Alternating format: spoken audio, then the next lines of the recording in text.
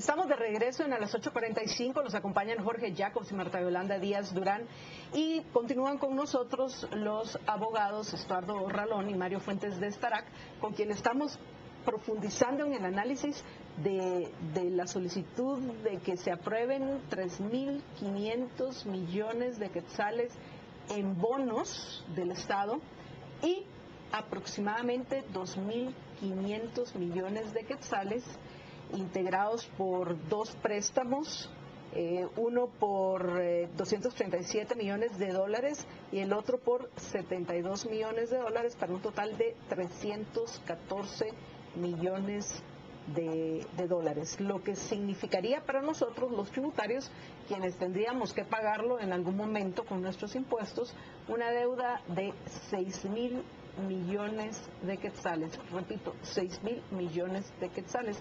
Entonces, ya en el segmento anterior, pues entendimos por qué es ilegal una gran parte de esa deuda flotante. Otra puede ser por, como también nos lo comentaban, por las transferencias presupuestarias ilimitadas dentro del techo del presupuesto, que es realmente lo que le aprueban al gobierno, que han hecho los funcionarios, que han descapitalizado algunas áreas en las cuales se han endeudado. Pero después de este resumen, para aquellos que recién nos sintonizan o para recordarles a quienes nos acompañan desde el principio, yo tengo otra pregunta en lo que respecta a los distintos contextos de esta deuda flotante, y es en lo que respecta a los proyectos que debieron terminarse en un periodo, que sí fueron presupuestados, pero no los terminaron en ese periodo y por tanto no los pudieron cancelar. Y la otra pregunta tiene que ver con la calidad de los proyectos, sobre todo en el Ministerio de Comunicaciones, que vemos que pues prácticamente casi todos los años hay que rehacer las carreteras, no digo todas, pero una gran parte de estas, hay que volver a tender puentes y bueno, sí podemos empezar a enumerar todos aquellos trabajos que debieron haber entregado correctamente. Entonces, yo como tributaria me pregunto, ¿por qué debo de pagar yo un proyecto que está sobrevalorado? Porque también esa es una denuncia de tiempo atrás, que la carretera que nos debió haber costado 100 millones de quetzales, resulta que terminó desembolsándose 3, 4 y hasta 5 veces más del costo que originalmente se había propuesto. Y luego es una carretera que tienen que rehacer en 1, 2 o 3 años. Y lo mismo podemos decir de los puentes, que el problema es tremendo, Estuardo y Mario. ¿Qué podemos hacer? Sin duda, Marta Yolanda, tú has señalado dos temas. Además, tal vez el tema de la deuda, que sería interesante discutirlo, pero no sé si aquí va a dar tiempo, pero en el tema de, por ejemplo, las obras que no se terminan y que están, digamos, presupuestadas para un año, forzosamente tienen que presupuestarse para el año siguiente.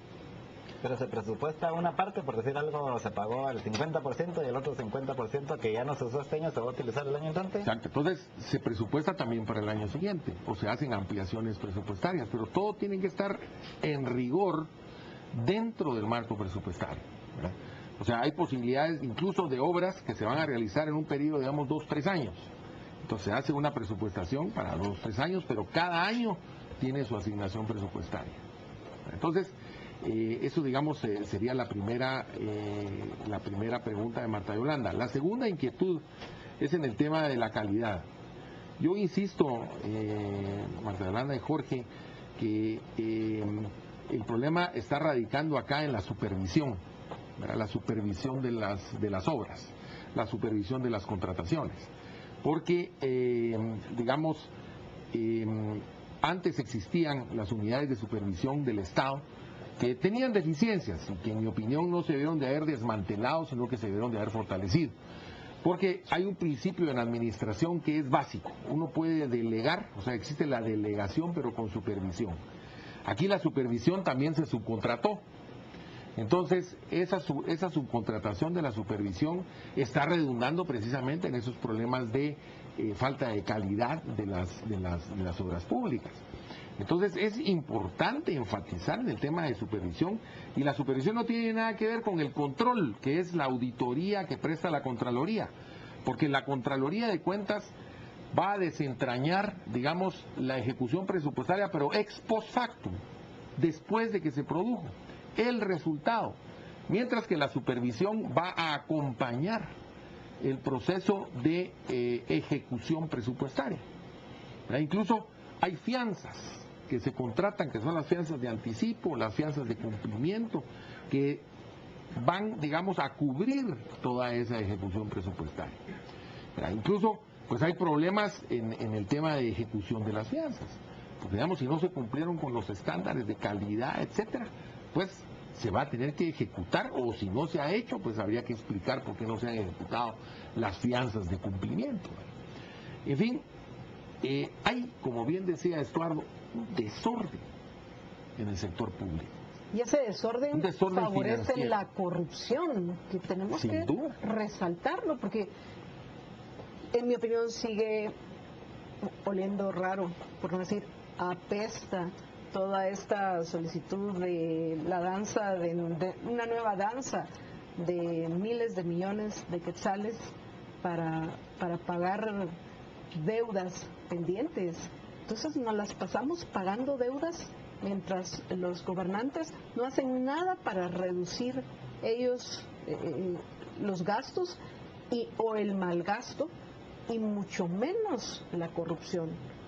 Porque yo, escuchando a Mario, y estoy segura que también los televidentes comparten mi opinión, inmediatamente podemos imaginar ese desorden, cómo facilita el que se roben el dinero de los tributarios.